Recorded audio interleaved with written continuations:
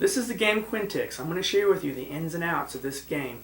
If you're on YouTube right now, you can switch over to Kickstarter.com and look me up under Quintix, Quintix, and get in on this game. Alright, in the game of Quintix, you have 2 attack die. They go 1 through 3. There's 3 1s, 2 2s, and 1 3 on each die. And then you also have a standard 6-sided die that you're going to use for movement and shooting on the path, which I'll talk about later. In the game of Quintix, you have the outer regions of battle and the megazone region of battle. Battles must always take place out here before anything else, before any other battles or any other shots on the path. Now I'm going to give you a for instance example here. You have a 2-player game. My opponent is white, I am black, and he rolls the 6-sided die and he rolls a 2 or 5. He gets a 2. He's allowed to come into this zone and control this zone. As long as he is in this zone and controlling it, if I take my turn and I roll a 2 or 5, I must come in and battle him. It can take place in any of these. You can choose, I can choose if I roll a 2 or 5 to put him in here, or to move him 2 places, or to do anything that I want as far as shooting if I'm within 2 spots of shooting. There's lots of different things going on here. But in this instance, this must take place first. So the 2 makes it so I have to bring one of these guys in. So I bring in the archer because I don't want the Satar to take any hits. The Satar must remain free of any damage in order to win the game. Satar has to get all the way around the board without taking damage to win the game, or you must take out your opponent's Satar to win the game. So you want to try to keep him safe, and in doing so, you keep 2 people together in the same zone. So once I roll the 2 or 5, anything between this and this must come in and fight him. And in order to actually fight a battle, you roll 1 dice.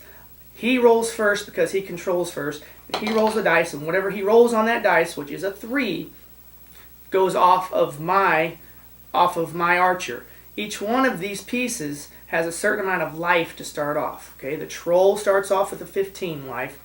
The Death Rider, which is basically a warrior on a horse, his life starts off with a 13.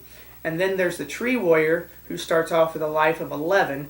And then there's the Ground Warrior that starts off with a life of 9. It goes down by 2s all the way to 7. Your Satar is your weakest and must remain your weakest throughout the game if you're going to keep him safe, and I'll explain that in a little bit. So as you roll back and forth between these, I take my roll, takes 3 off of the archer, and then he rolls a number, and he rolls a 3, and that takes 3 off of the troll, and it goes back and forth like that until someone's at 0. Once someone is at 0, they are considered dead. They go off the board and over into what we call the graveyard, and the winner goes back to his start and gains 5 new life points, and he gets to immediately roll back in. He rolls back in. He's always going to start back at his start, and he's going to immediately get to roll back in. Now he can choose not to roll back in, but until that man is in, no one can move off the path unless they're summoned in by a battle. Now, the other, for instance, I've got is the Megazone. Now, for the Megazone, what ends up happening is you roll the movement dice, and if you roll a 1 on the movement dice, you can come into what we call the waiting area. The waiting area is the waiting area for the Megazone. In order to get in the Megazone, you must roll either a 2 or a 5. Once you roll a 2 or a 5, as long as there's no battles out here to fight first, you can move into here. Right now, as you can see, there is a battle I have to fight here first before I can get to come in here. But if this was clear, if I was back here and this area was clear, excuse me, I would be able to move into the Megazone. And the really cool thing about this is that I can summon any player that I want on the opposite team except for the weakest player. Except for the weakest player.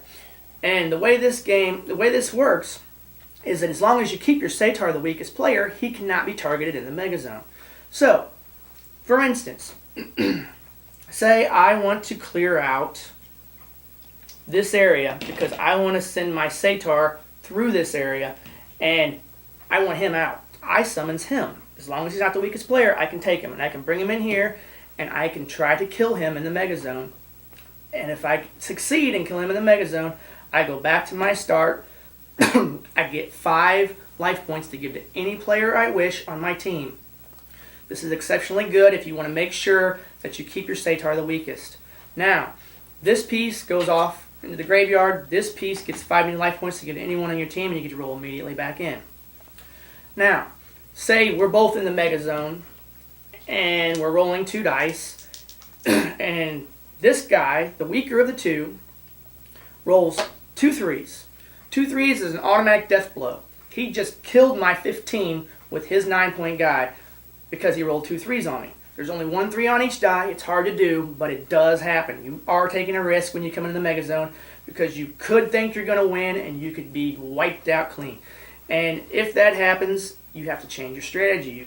You could be thinking you're going one way and all of a sudden twist, you're going another way because you just lost your most important, your biggest piece. So there's a lot goes on there. I had an instance one time, and this is the last thing I'm going to share with you, where I had an archer chasing me because the way the archer and the ground warrior both work is that they can shoot on the path. You use this movement die, and I'm going to show you an example of this. I have my Satar here, and I have the archer, which I need the black archer. Let's say I have the ground warrior here, and I'm chasing. I roll the movement die. I roll a 3. 1, 2, 3. That hits him and takes a point off. He can only hit as many as 3 spots because that's all the farther he can hit. Now, if I have the archer in this position, he can shoot a total of 6. 1, 2, 3, 4, 5, 6, and I can say I take a point off if I roll a 6 on the movement die.